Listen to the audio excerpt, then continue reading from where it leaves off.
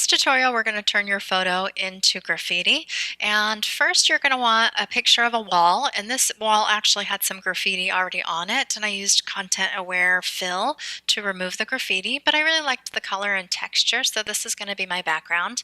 And then for the actual subject matter, I have a picture of my nephew on his wedding day. And over on the left, you can see the photographer's arm. The lighting wasn't so wonderful, and so it looks pretty grainy.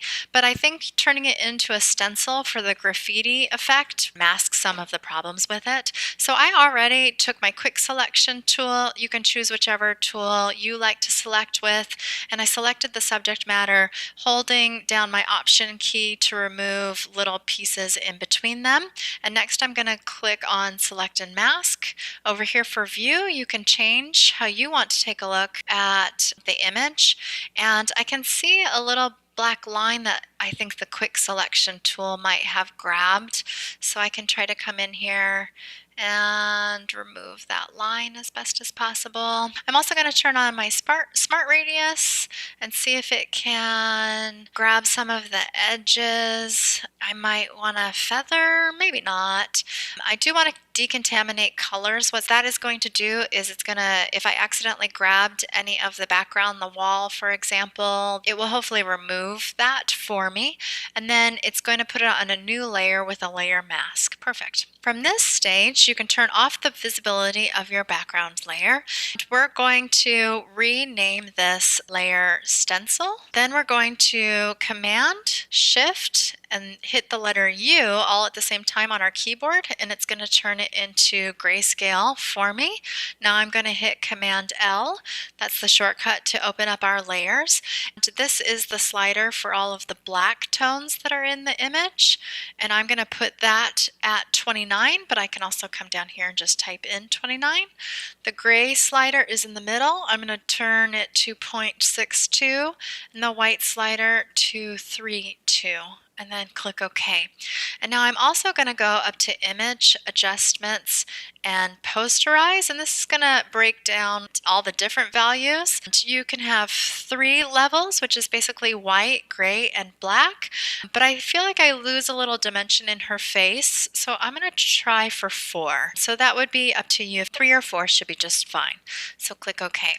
Now to make the edges a little bit smoother, I'm going to go up to Filter and Noise and median. Make sure that is on 1 pixel, which it is. So I'm going to click OK. And then I'm going to go to Select, Color Range, and I'm going to make sure my fuzziness is at 135. This panel we're actually going to use 3 different times. 1 for white, 1 for gray, 1 for black. So for this first one, I'm going to move my mouse over here, and I see that her dress is white, so I'm going to start with white, and it automatically gives me the eyedropper tool. So I'm going to place the eyedropper tool on the white veil, and I'm going to click. Now it has selected everything in the picture that is white, and I click OK. With this layer still selected, I'm going to do Command J, and that's going to automatically put my selection of white on its own new layer. I'm going to double click and name it white. It's a little hard to see, so if I toggle off the visibility, you can see that that layer has the white loaded onto it. I'm going to go back and I'm going to make sure I am clicked back onto my stencil layer. Second time, select color range. This time we'll do grays. I'll pick this gray color here.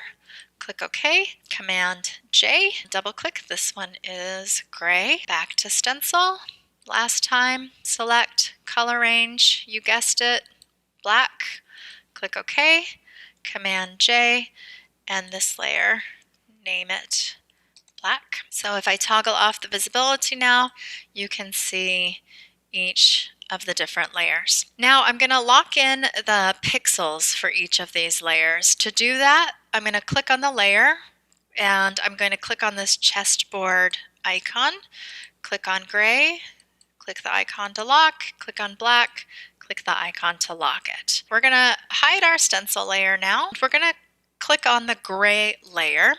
I'm going to come over here and double click on my fill color to bring up this board.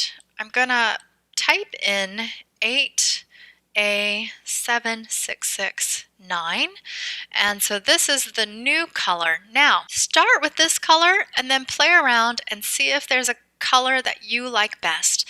This is going to be a skin tone. So if I click OK, now I'm going to go to Edit, Fill, and for contents, foreground color, which is my skin tone color that I just selected, and click OK.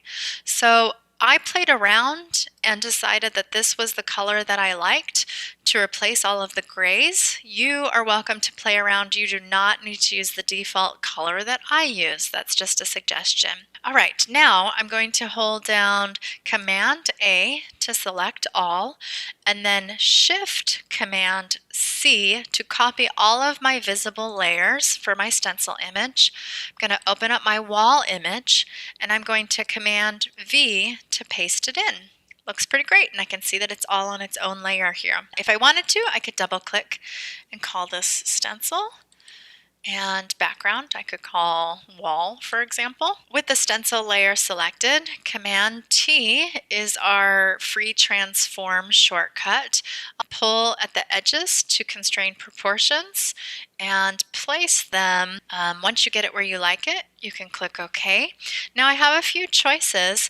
There is a different level in the wall here, and it looks like her dress is spilling over the edge. So with my stencil layer selected, I can come to my eraser tool. I want to erase part of her dress so that it looks like it's falling onto the ledge of the wall. Another thing I can do is use my brush tool. Choose maybe one of these spatter brushes and click to white and come over here onto the wall and dress. This is a little hard to see, so I'll zoom in. Because this would be spray paint in real life, you would probably get some splattering onto the wall.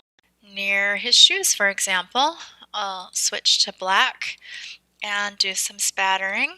You can also do things like trying to get it to look like it drips down. I actually have this section here in the wall, kind of looks like it's dripping already.